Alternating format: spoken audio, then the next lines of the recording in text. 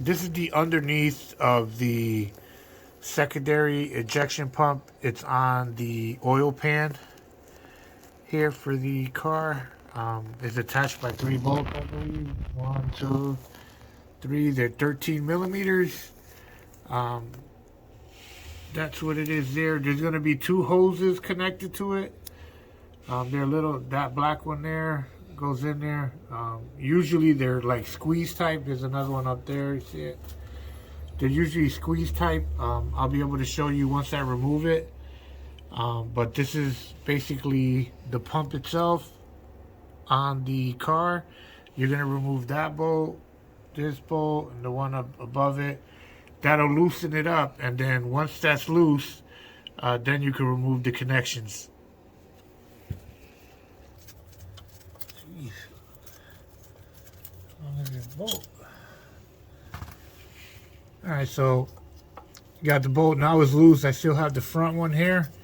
Remember, you got the electrical and the actual vacuum lines. So once you get all the bolts off like this, it should want to fall down like that. Just guide it out a little bit. You can see it. Let me show you. I mean, it's dangling now like that. These are the connectors here. The squeeze connector that I'm talking about, right here. You could probably remove it from the top and just fish it out. This here, you just squeeze them. You can, it's hard to focus, but you just squeeze them, you see it, and then you just squeeze it and then push it out.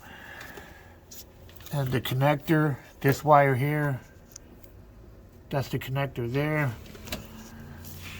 Pretty easy. Just tap here on this side, and it frees out. Push that in and pulls back out.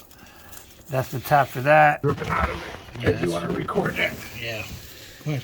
And the reason they fail is because during the winter here in New England, they get full of water and they freeze up and they burn out. You can see all the water dripping out of it because it's in a hot area. But they usually fail in the wintertime here in New England. So that's pretty much the pump here. It's not hard to do. Pretty easy. Just the clip, the 2 hoses, they're squeezed and you pull it out. And I don't know if you can see it from the other side. Yeah, I see it. But this is the first one you got to get off, and you just squeeze it and you push out. Spray some WD-40 around it a little bit to help. You know, if it's crusty or whatever. But that's pretty much it.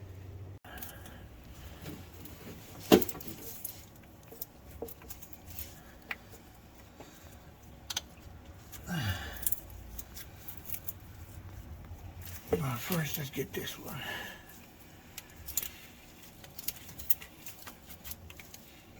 Nice. That's the first one. Then this one. And there goes all the water. Wow. No wonder this shit ain't working. So maybe you can show me. All right, so this is the pump disconnected now. This is the 2 connectors that go up here. They just squeeze on, and just be gentle with them, because especially if you're doing it outside in the cold. If you're doing this outside and it's below freezing, be very careful. I would run the engine first, let everything warm up, all the plastic, because otherwise you'll snap it. So if you're out in the cold, make sure you warm up the engine a little bit so the plastic isn't frozen. And then these are the connectors here, where you see this, I don't know if you can see from this side. Yeah, I see it. This part here, they got like these little ribs. This is where you squeeze.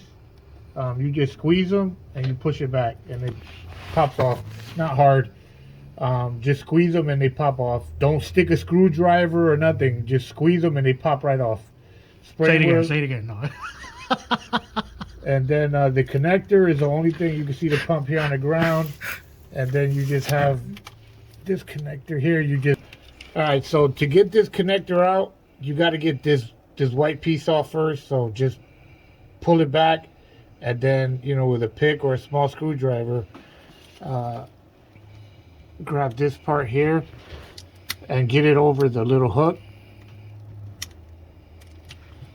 And once, just be careful, once it comes out like that. Put that to the side, and then on the back side of the connector, there's a little tab. Just squeeze it, and it pulls apart. Wow. This is the tab here. Same thing, and it unplugs. And that's pretty much it. And then your pump is out. This is what your pump looks like for a 2015 Terrain. So if you want to test your pump, just connect the negative to negative, and with alligator clips or whatever, just, or a probe, just boom. And if it turns on, great. If it doesn't, then you know that if it turns on, then you have another problem. That's the piping going up to the return needs to be checked. But in this case, this pump here, I have this is the power here, and I just touch it, and there's no I can see it sparking, but you can see, I mean, there is power going here, but no activity from the pump. So that means the pump is not burnt out, and we need a new pump. All right, so to test your fan motor out, you know, negative to negative, positive to positive, make sure they don't touch. That's what it should do.